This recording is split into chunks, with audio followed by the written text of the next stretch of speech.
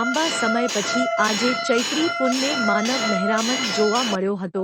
આજે ચૈત્રી પૂનમ છે, એને યાત્રાધામ અંબાજીમાં ભરાતા મોટા મેળામાં ભાદરવી પૂનમના મેળા બાદ ચૈત્રી પૂનમનો પણ તેટલો જ મહત્વ છે। આજે આ ચૈત્રી પૂનમને લઈને અંબાના ધામમાં દર્શને હજારો પદયાત્રીઓ અંબાજીમાં ઉમટી પડ્યા છે ને અંબાજીના માર્ગો પણ જયંબેના નાદથી ગુંજી ઉઠ્યા હતા। અને ખાસ કરીને જ્યાં ભાદરવી પૂનમે જે રીતે ધજાઓનો પ્રમાણ વધુ જોવા મળતું હોય છે, તેમ આ પૂનમે શ્રદ્ધાળુઓ પોતાની બાંધા માનતા પૂરી કરવા હાથમાં ધજાને માથે માંડવીને ગરબી લઈને અંબાના દરબારમાં પહોંચતા નજરે પડ્યા હતા। એટલું જ નહીં, આ ચૈત્રી નવરાત્રી અને પૂનમને તંત્ર મંત્ર માટે પણ મહત્વનો સમય ગણવામાં આવે છે। આજે ચૈત્રી પૂનમે અંબાજીમાં શ્રદ્ધાળુઓનો મેળાવડો જોવા મળ્યો છે ને આજે અનેક લોકોએ માતાજીની બાધા માનતા પૂરી કરી હતી। આમ તો પદયાત્રીઓ મંદિરે નેજા એટલે કે ધજા લઈને આવે છે, પણ આ ચૈત્રી પૂનમે શ્રદ્ધાળુઓ ખાસ કરીને માથે માંડવી ગરબી લઈને પોતાની રાખેલી બાંધા આખરી પૂર્ણ કરવા અંબાજી પગપાળા આવે છે। જેમાં વિસનગરના એક શ્રદ્ધાળુએ પોતાની માનતા પૂર્ણ થતા 1 કિલો 800 ગ્રામ ચાંદીનો ગરબો માતાજીને અર્પણ કર્યો હતો।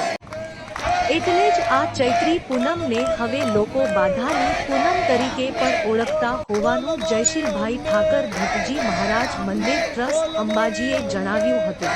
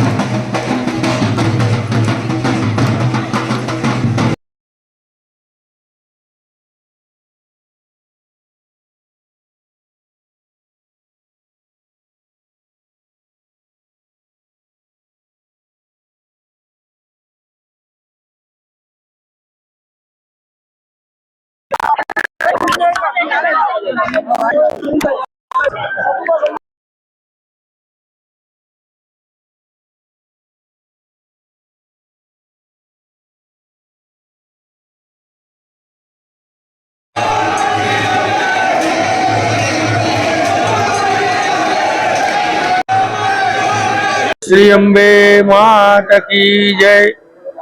આ ચૈત્રી નવરાત્રી એટલે માતાજીના નવરાત્રીની પૂનમ ગણાય.